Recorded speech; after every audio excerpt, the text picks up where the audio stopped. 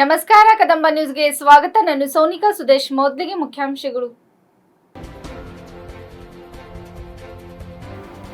ಕರ್ನಾಟಕದಲ್ಲಿ ಒಟ್ಟು 6 ಪದವೀಧರರ ಮತ್ತು ಶಿಕ್ಷಕರ ಕ್ಷೇತ್ರಗಳಲ್ಲಿ ಕಾಂಗ್ರೆಸ್ ಗೆಲ್ಲುವ ವಿಶ್ವಾಸ, ಸಚಿವ ಈಶ್ವರ್ ಖಂಡ್ರೆ.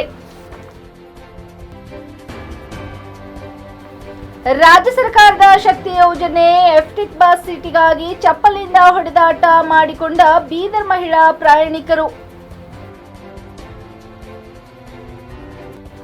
ಗುಲಾಮಗಿರಿ ನಮ್ಮ ರಕ್ತದಲ್ಲಿಯೇ ಇಲ್ಲ, ನಾರ ಪ್ರತಾಪ್ ರೆಡ್ಡಿ. ಸುದ್ದಿಯ ವಿವರಗಳು. ಈ ಬಾರಿ ಕರ್ನಾಟಕದಲ್ಲಿ ನಡೆಯಲಿರುವ 3 ಪದವೀಧರರ ಮತ್ತು 3 ಶಿಕ್ಷಕರ ಪದವಿಗಳ ಒಟ್ಟು 6 ಕ್ಷೇತ್ರಗಳಲ್ಲಿ ಕಾಂಗ್ರೆಸ್ ಗೆಲ್ಲುವ ವಿಶ್ವಾಸ, ಸಚಿವ ಈಶ್ವರ್ ಖಂಡ್ರೆ ವ್ಯಕ್ತಪಡಿಸಿದ್ದಾರೆ. ಕರ್ನಾಟಕ ರಾಜ್ಯದಲ್ಲಿ ಕಾಂಗ್ರೆಸ್ ಸರ್ಕಾರ 11 ತಿಂಗಳಿನಿಂದ ನುಡಿದಂತೆ ಮೊನ್ನೆ ನಡೆದ ಲೋಕಸಭಾ ಚುನಾವಣೆಯಲ್ಲಿ ಈ ಬಾರಿ ಕರ್ನಾಟಕದ ಜನಪರ ಆಡಳಿತವನ್ನು ಮೆಚ್ಚಿ ಕಾಂಗ್ರೆಸ್ ಅಭ್ಯರ್ಥಿಗಳನ್ನು ಬೆಂಬಲಿಸಿದ್ದು, ರಾಜ್ಯದಲ್ಲಿ ಕನಿಷ್ಠ 20 ಕ್ಷೇತ್ರದಲ್ಲಿ ನಮ್ಮ ಪಕ್ಷದ ಅಭ್ಯರ್ಥಿಗಳು ಗೆಲ್ಲಲಿದ್ದಾರೆ ಎಂದರು. ಜೂನ್ 3ರಂದು ನಡೆಯಲಿರುವ ರಾಜ್ಯದ 6 ಕ್ಷೇತ್ರಗಳ ಪೈಕಿ 3 ಪದವೀಧರರ ಹಾಗೂ 3 ಶಿಕ್ಷಕರ ಪದವಿಗಳ ಚುನಾವಣೆಗೆ ನಡೆಯಲಿದ್ದು, ಈಶಾನ್ಯ ಪದವೀಧರರ ಕ್ಷೇತ್ರದ ಅಭ್ಯರ್ಥಿಯಾಗಿ ಕಾಂಗ್ರೆಸ್ ಪಕ್ಷದ ಅಭ್ಯರ್ಥಿಗೆ ಚಂದ್ರಶೇಖರ್ ಪಾಟೀಲ್ ಅವರು ಸ್ಪರ್ಧಿಸಿದ್ದಾರೆ. ಪಾಟೀಲ್ ಅವರಿಗೆ ಈಶಾನ್ಯ ಪದವೀಧರರು ತಮ್ಮ ಅಮೂಲ್ಯ ಮತ ಕೊಟ್ಟು ಗೆಲ್ಲಿಸಿ ಆಶೀರ್ವಾದ ಮಾಡಬೇಕು ಎಂದರು. ಜೂನ್ 3ನೇ ತಾರೀಕಿಗೆ ಇಡೀ ರಾಜ್ಯದಲ್ಲಿ 3 ಪದವೀಧರ ವಿಧಾನ ಪರಿಷತ್ತಿನ ಕ್ಷೇತ್ರಗಳಿಗೆ ಚುನಾವಣೆ ನಡೆಯಲಿದೆ ಮತ್ತು 3 ಶಿಕ್ಷಕರ ಕ್ಷೇತ್ರಗಳಿಗೆ ಚುನಾವಣೆ ನಡೀತಾ ಇದೆ. ಈಶಾನ್ಯ ಪದವೀಧರ ಕ್ಷೇತ್ರದ ಅಭ್ಯರ್ಥಿಯಾಗಿ ನಮ್ಮ ಪಕ್ಷದ ವತಿಯಿಂದ ಹಾಲಿ ವಿಧಾನ ಪರಿಷತ್ತಿನ ಸದಸ್ಯರಾದಂಥ ಮಾನ್ಯ ಡಾಕ್ಟರ್ ಚಂದ್ರಶೇಖರ್ ಪಾಟೀಲ್ ಅವರಿಗೆ ನಮ್ಮ ಪಕ್ಷದ ವರಿಷ್ಠರು ನಾವೆಲ್ಲ ಸೇರಿ ಅವರಿಗೆ ಚುನಾವಣಾ ಕಣದಲ್ಲಿ ಅಭ್ಯರ್ಥಿಯಾಗಿ ನಿಲ್ಲಿಸಿದ್ದೇವೆ. ತಮಗೆಲ್ಲರಿಗೂ ತಿಳಿದಿರುವಂತೆ ಕರ್ನಾಟಕ ರಾಜ್ಯದಲ್ಲಿ ಇವತ್ತು 11 ತಿಂಗಳಿಂದ ನಮ್ಮ ಸರ್ಕಾರ, ಕಾಂಗ್ರೆಸ್ ಸರ್ಕಾರ ನುಡಿದಂತೆ ನಡೀತಾ ಇದ್ದಾವೆ, ಕೊಟ್ಟ ಭರವಸೆಗಳನ್ನು ಈಡೇರಿಸಿದ್ದಾವೆ. ಮೊನ್ನೆ ಲೋಕಸಭೆ ಚುನಾವಣೆ ಆಗಿದೆ. ಬರೀ ಕರ್ನಾಟಕ ರಾಜ್ಯದಲ್ಲಿ ಅಷ್ಟೇ ಇಲ್ಲ, ಇಡೀ ದೇಶದಲ್ಲಿ ಇವತ್ತು ಕಾಂಗ್ರೆಸ್ ಪಕ್ಷದ ನೇತೃತ್ವದ ಇಂಡಿಯಾ ಒಕ್ಕೂಟ ಅಧಿಕಾರಕ್ಕೆ ಬರುವುದು 100ಕ್ಕೆ 100% ಖಚಿತವಾಗಿದೆ. ಕರ್ನಾಟಕ ರಾಜ್ಯದಲ್ಲೂ ಕಾಂಗ್ರೆಸ್ ಪಕ್ಷದ ಅಲೆ ಇದೆ. ಕನಿಷ್ಠ 28 ಕ್ಷೇತ್ರಗಳ ಪೈಕಿ 20 ಕ್ಷೇತ್ರಗಳಲ್ಲಿ ನಾವು ಗೆಲ್ತೀವಿ ಅನ್ನುವಂಥ ಒಂದು ವಿಶ್ವಾಸ ನಮಗಿದೆ. ಜನರೇ ಹೇಳ್ತಾ ಇದ್ದಾರೆ. ಪ್ರಥಮವಾಗಿ ನಾನು ಕರ್ನಾಟಕ ರಾಜ್ಯದ ಜನರಿಗೆ ಮತ್ತು ಬೀದರ್ ಜಿಲ್ಲೆಯ ಜನರಿಗೆ, ಕಲ್ಯಾಣ ಕರ್ನಾಟಕದ ಎಲ್ಲ ನಮ್ಮ ಭಾಗದ ಮತದಾರರಿಗೆ ನನ್ನ ಪರವಾಗಿ, ನಮ್ಮ ಪಕ್ಷದ ಪರವಾಗಿ ನಮಗೆ ಬೆಂಬಲಿಸಿದ್ದಕ್ಕಾಗಿ, ಪ್ರೋತ್ಸಾಹ ಮಾಡಿದ್ದಕ್ಕಾಗಿ ಅವರಿಗೆ ಧನ್ಯವಾದಗಳನ್ನು ಅರ್ಪಿಸ್ತಾ ಇದ್ದಾರೆ. ಇದು ಪದವೀಧರ ಮತಕ್ಷೇತ್ರ. ಇವತ್ತು ಈ ಭಾಗದಲ್ಲಿ ಈಶಾನ್ಯ ಮತಕ್ಷೇತ್ರದಲ್ಲಿ ಸುಮಾರು 1,80,000 ಮತದಾರರಿದ್ದಾರೆ ಅಂದಾಜು. ಬೀದರ್ ಜಿಲ್ಲೆಯಲ್ಲಿ ಈ ಸಲ ಹೆಚ್ಚಿನ ಒಂದು ನೋಂದಣಿಯಾಗಿದೆ. 26,769 ಪದವೀಧರರು ಮತದಾರರಾಗಿದ್ದಾರೆ. ಈಗ ನಮ್ಮ ಪಕ್ಷದ ಅಭ್ಯರ್ಥಿಯಾದಂಥ ಡಾಕ್ಟರ್ ಚಂದ್ರಶೇಖರ್ ಪಾಟೀಲ್ ಅವರು ಶೈಕ್ಷಣಿಕ ಕ್ಷೇತ್ರದಲ್ಲಿ, ಸಾಮಾಜಿಕ ಕ್ಷೇತ್ರದಲ್ಲಿ ಪಕ್ಷದ ಒಬ್ಬ ನಿಷ್ಠಾವಂತ ಕಾರ್ಯಕರ್ತರಾಗಿ ಸುಮಾರು 6 ವರ್ಷಗಳವರೆಗೆ ಸತತವಾಗಿ ಈ ಭಾಗದ ಪದವೀಧರರ ಅಭಿವೃದ್ಧಿಗಾಗಿ ಅವರ ಕಷ್ಟ ಸುಖಗಳನ್ನು ಆಲಿಸಿ ತಮ್ಮದೇ ಆದಂಥ ರೀತಿಯಲ್ಲಿ ವಿಶಿಷ್ಟ ಸೇವೆಯನ್ನು ಮಾಡಿದ್ದಾರೆ. ಇವತ್ತು ತಾವು ನೋಡ್ತಾ ಇದ್ದೀರಿ, ಹಿಂದೆ 10 ವರ್ಷ ಕೆಳಗಡೆ ಭಾರತೀಯ ಜನತಾ ಪಕ್ಷ ಕೇಂದ್ರದಲ್ಲಿ ಅಧಿಕಾರಕ್ಕೆ ಬಂತು. ಅಧಿಕಾರಕ್ಕೆ ಬರೋಕ್ಕಿಂತ ಪೂರ್ವದಲ್ಲಿ ಭಾಳ ದೊಡ್ಡ ದೊಡ್ಡ ಭರವಸೆಗಳನ್ನು ಕೊಟ್ಟಿದ್ರು. 2 ಕೋಟಿ ಉದ್ಯೋಗ ಸೃಷ್ಟಿ ಮಾಡ್ತೀವಿ ಅಂತ. ಇವತ್ತು ನಮ್ಮ ಯುವಶಕ್ತಿ, ಅಣುಶಕ್ತಿ ಇದ್ದಾಗ ಯುವಕರಿಗೆ ಏನು ಬೇಕಾಗಿದೆ? ಅವರಿಗೆ ಉದ್ಯೋಗ ಬೇಕು. ಉದ್ಯೋಗ ಒಂದು ದೊಡ್ಡ ಸವಾಲಿದೆ.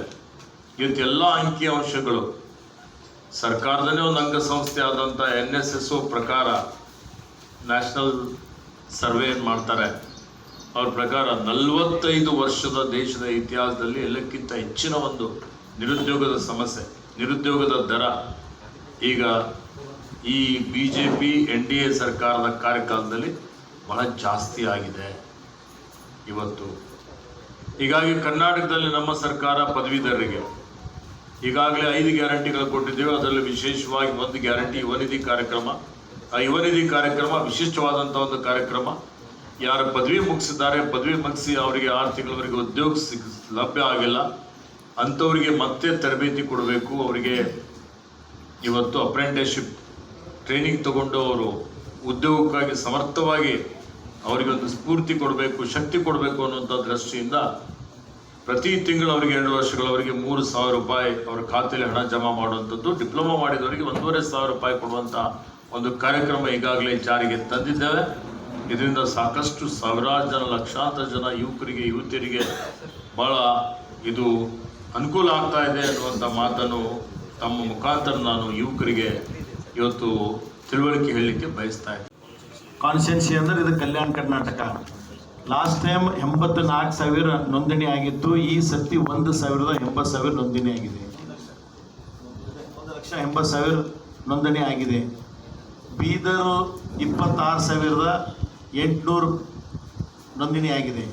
ಹಾಗಾಗಿ ತಮಗೆಲ್ಲ ಗೊತ್ತಿದ್ದಂಗೆ ಸುಮಾರು 10 ತಿಂಗಳಿಂದ ಜನಪರ ಸರ್ಕಾರ ಈ ನಮ್ಮ ಕರ್ನಾಟಕದಲ್ಲಿ ತಮ್ಗೆ ಗೊತ್ತಿದ್ದಂಗೆ ಈಗಾಗಲೇ ಮೊನ್ನೆ ನಮ್ಮ ಸರ್ಕಾರ ಬಂದ ಕೂಡಲೇ 34,000 ಶಿಕ್ಷಕರಿಗೆ ವರ್ಗಾವಣೆ ಮಾಡಲಾಗಿದೆ. ಮತ್ತು ನಮ್ಮ ಹತ್ರ ಈ ಸದ್ಯ ಬರ್ನಿಂಗ್ ಪಾಯಿಂಟ್ ಏನಿದೆ ಅಂದ್ರೆ OPS, NPS ಇಂದ OPS ಮಾಡಬೇಕು. ನ್ಯೂ ಪೆನ್ಷನ್ ಸ್ಕೀಮು ಯಾವಾಗ 1/4/2006 ಅವಾಗ ಮಾನ್ಯ ಕುಮಾರಸ್ವಾಮಿಯವರು ಮುಖ್ಯಮಂತ್ರಿ ಇದ್ದರು, ಯಡಿಯೂರಪ್ಪರು ಉಪಮುಖ್ಯಮಂತ್ರಿ ಇದ್ದರು. ಆ ಸಮಯದಲ್ಲಿ ಇದು ತೆಗೆದಿದ್ದಾರೆ, ಏನಂತ NPS ಮಾಡಿದ್ದಾರೆ, OPS ತೆಗೆದು. ಹಾಗಾಗಿ ಈಗ ನಮ್ಮ ಸರ್ಕಾರದಲ್ಲಿ ಮ್ಯಾನಿಫೆಸ್ಟೋಯಲ್ಲಿ ಇದು ಕೊಟ್ಟಿದ್ದಾರೆ, ಏನಂತ ಮುಂದೆ ಬರೋಂಥ ದಿನಗಳಲ್ಲಿ OPS ಮಾಡ್ತೀವಿ ಅಂತ ಹೇಳಿ. ಹಾಗಾಗಿ ಎಲ್ಲ ಶಿಕ್ಷಕರು, ಎಲ್ಲ ಪದವೀಧರರಿಗೆ ಕಾಂಗ್ರೆಸ್ ಪಕ್ಷ ಮೇಲೆ ಸಾಕಷ್ಟು ಏನಾದರೂ ಏನಾದರೂ ಕೆಲಸ ಆಗುತ್ತೆ ಅಂದರೆ ಅದು ಕಾಂಗ್ರೆಸ್ ಪಕ್ಷ ಇದ್ದಾಗ ಮಾತ್ರ ನಮ್ಮ ಪದವೀಧರರು ಮತ್ತು ಶಿಕ್ಷಕರಿಗೆ ತಾವು ನೋಡ್ತಾ ಇದ್ರಿ. ಮತ್ತು ಈಗಾಗಲೇ ನಮ್ಮ 7th ಪೇ ಕಮಿಷನ್ ಕಮಿಟಿನೂ ಮಾಡಿದ್ದಾರೆ. ಸ್ವಲ್ಪ ಇನ್ನೂ ಇದು ಈ ಎಲೆಕ್ಷನ್ ಆದ ಕೂಡಲೇ ಅದನ್ನು ಅದ್ರ ಬಗ್ಗೆ ಚರ್ಚೆ ಮಾಡಿ ಅದನ್ನು ಮಾಡಬೇಕಂತ ಡಿಸಿಷನ್ ತೊಗೊಂಡಿದ್ದಾರೆ. ಈಗ ಎಲ್ಲಕ್ಕ ಮುಖ್ಯವಾದ ಅಂದ್ರೆ ಏನಂದ್ರೆ ಯುವ ನಿಧಿ, ಯಾರ್ಯಾರು ಎಜುಕೇಷನ್ ಮಾಡಿ ಮನೆಯಲ್ಲಿ ಕುಂತಿದಾರ ಅವರಿಗೆ, ಡಿಗ್ರಿ ಮುಗಿದಿದವ್ರಿಗೆ 3,000 ರೂಪಾಯಿ, ಡಿಪ್ಲೊಮಾ ಪಾಸ್ ಆಗಿದವ್ರಿಗೆ 1,500 ರೂಪಾಯಿ. ಯಾಕಂದ್ರೆ ಅವರಿಗೆಲ್ಲ ಏನೇ ಕೆಲಸ ಮಾಡಬೇಕಾಯ್ತು, ಒಂದು ಹೊಸ ಇನ್ನೂ ಅಪ್ಲಿಕೇಶನ್ ತುಂಬಬೇಕು, ಏನಾದರೂ ಅವ್ರ ಕಷ್ಟಕ್ಕೆಲ್ಲ ಕೆಲಸ ಬರಬೇಕಂತೇಳಿ ನಮ್ಮ ಕರ್ನಾಟಕ ಸರ್ಕಾರ 3,000 ಮತ್ತು 1,500 ರೂಪಾಯಿ ಅನುದಾನ ಕೊಡ್ತಾ ಇದೆ. ಹಾಗಾಗಿ ಈಗಾಗಲೇ ಮತ್ತೊಂದು MP ಎಲೆಕ್ಷನ್ನಲ್ಲೂ ಇದು ಮಾಡಿದ್ದಾರೆ, ಒಂದು ಗ್ರ್ಯಾಜುಯೇಟ್ ಇದ್ದವ್ರಿಗೆ ತಿಂಗಳ 8,500 ಕೊಡ್ಬೇಕಂತ ಹೇಳಿ. ಹಾಗಾಗಿ ಎಲ್ಲ ಪದವೀಧರರು ಮತ್ತು ಶಿಕ್ಷಕರು ಯಾವಾಗೂ ಕಾಂಗ್ರೆಸ್ ಪಕ್ಷದಲ್ಲಿ ಈ ಸರ್ತಿ ಎಲ್ಲ ಕಡೆ ಸುಮಾರು 2 ಸರ್ತಿ ನಾನು ಶರಣಪ್ಪ ಮಟ್ರವರು ಔರಾಲಿಂದ ಹರಪನಹಳ್ಳಿವರೆಗೆ 2-3 ಸರ್ತಿ ಸುತ್ತ ಹಾಕಿದ್ದೀವಿ. ಇದು ನಮಗೆ 6,000 ಊರು ಬರುತ್ತೆ. ಈಗಾದ್ರೆ ಒಂದು MLA ಅವರಿಗೆ 140-150 ಊರು ಬರುತ್ತೆ. ಹಾಗಾಗಿ 42 ಮತಕ್ಷೇತ್ರದಲ್ಲಿ 6,500 ಹಳ್ಳಿಗಳು ಬರುತ್ತೆ. ಅದರಲ್ಲಿ ಇದು ಇಡೀ ಯಾವುದಾದ್ರೂ ಎಲೆಕ್ಷನ್ನಲ್ಲಿ ಎಲ್ಲಕ್ಕ ಕಷ್ಟದ ಎಲೆಕ್ಷನ್ ಅಂದ್ರೆ ಗ್ರ್ಯಾಜುಯೇಟ್ ಎಲೆಕ್ಷನ್. ಯಾಕಂದ್ರೆ ತಮಗೆಲ್ಲ ಗೊತ್ತಿದ್ದಂಗೆ ಗ್ರ್ಯಾಜುಯೇಟ್ ಒಂದು ಜಡ್ಜ್ ಆಗಿರ್ತಾರ, ಪತ್ರಕರ್ತರಾಗಿರ್ತಾರ, ಶಾಸಕರಾಗಿರ್ತಾರ, ಡಾಕ್ಟರ್ ಆಗಿರ್ತಾರ, ಹೊಲದಲ್ಲಿ ಅಗ್ರಿಕಲ್ಚರಿಸ್ಟ್ ಇರ್ತಾರ. ಯಾಕಂದ್ರೆ ಅವ್ರಿಗೆ ಹುಡುಕೋದು ಇದು ಭಾಳ ಕಷ್ಟದ ಕೆಲಸ. ಹಾಗಾಗಿ ಮತ್ತು ನಾವು ನೋಡ್ತಾ ಇದ್ರಿ ಇಡೀ ಕಲ್ಯಾಣ ಕರ್ನಾಟಕದಲ್ಲೇ ಮತ್ತು ನಮ್ಮ ಕಲ್ಯಾಣ ಇದು ಗ್ರ್ಯಾಜುಯೇಟ್ ಕಾನ್ಸ್ಟಿಟ್ಯೂನ್ಸಿ ವೋಟಿಂಗೇ ಜಾಸ್ತಿ ಆಗಿದೆ. 3 ಗ್ರ್ಯಾಜುಯೇಟ್ ನಡೀತಾ ಇದೆ, 3 ಶಿಕ್ಷಕರು ನಡೀತಾ ಇದೆ.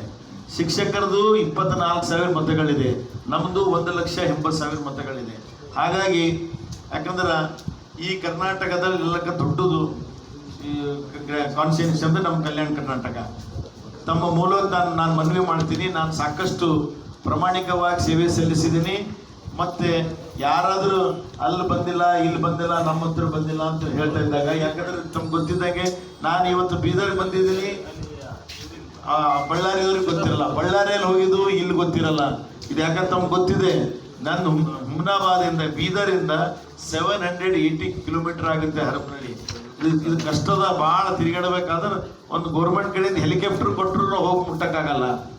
ಅದಕ್ಕೆ ದಯವಿಟ್ಟು ತಮ್ಮ ಮೂಲಕ ನಾನು ಮನವಿ ಮಾಡ್ತೀನಿ, ಎಲ್ಲ ಪದವೀಧರರು ಶಿಕ್ಷಕರಿಗೆ ಬರೋಂಥ 3 ತಾರೀಕು 3/6/2024 ನನಗೆ ಮತವನ್ನು ಕೊಟ್ಟು ಈ ಬಹುಪಂಚಾಯತ್ ಪಕ್ಷದಿಂದ ಆರಿಸ್ಬೇಕಂತೇಳಿ ನಾನು ವಿನಂತಿ ಮಾಡ್ತೀನಿ.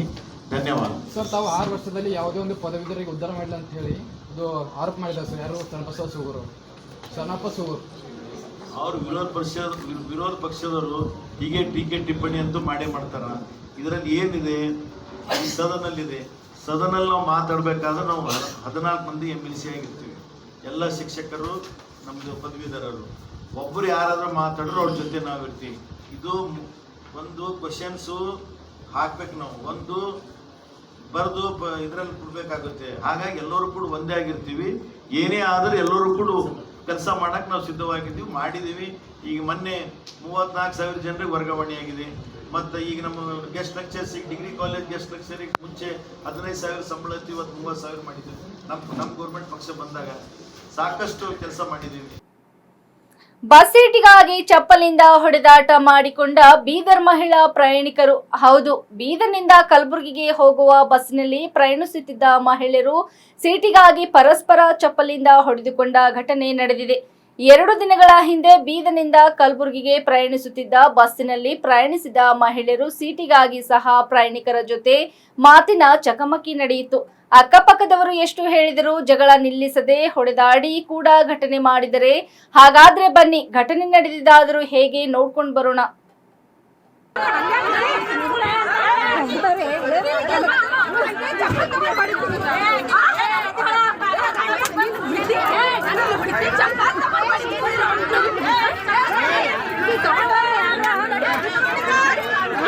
ಕಂಡಕ್ಟರ್ ಯಾರಿಲ್ಲ.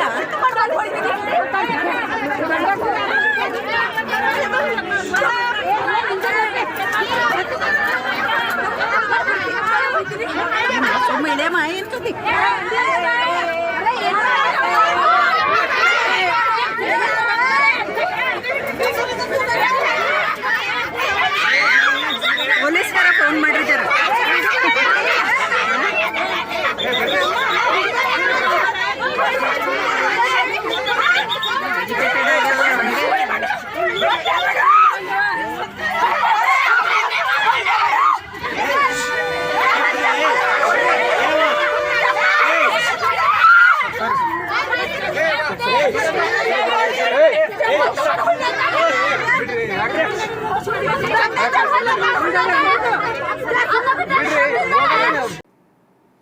ಕಲ್ಯಾಣ ಕರ್ನಾಟಕದ ಪದವೀಧರರ ಮತ್ತು ಶಿಕ್ಷಕರ ಸಮಸ್ಯೆಗಳ ಕುರಿತು ಸದನದಲ್ಲಿ ಧ್ವನಿ ಎತ್ತುವೆ.